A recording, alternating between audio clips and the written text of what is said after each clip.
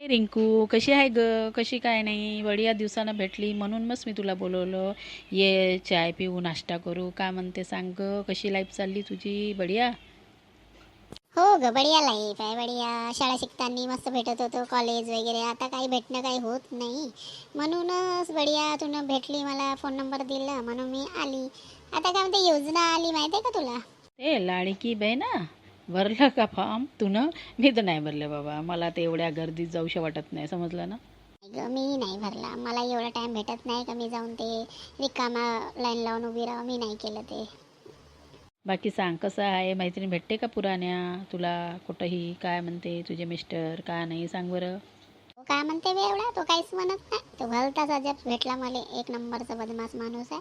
काय हलकट कोटचा. मी जॉब करते ना ग, मी जॉब करते ना, आपलं पोट आपणच भरतो. नाही ग, माझं मिस्टर बहुत छान आहे. ते काही विचारूच नको, बहुत छान माणूस आहे.